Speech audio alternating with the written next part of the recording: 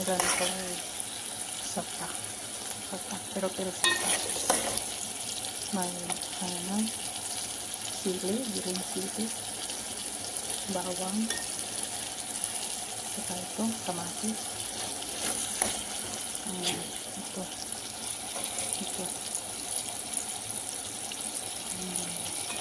Bawang at saka sibuyas, bombay.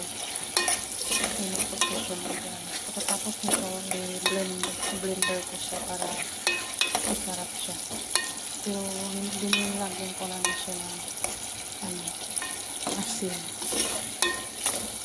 Malapit na siya malusog nito.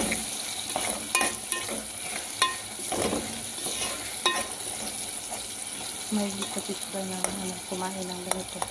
Napakaluto. Sobrang hanggang.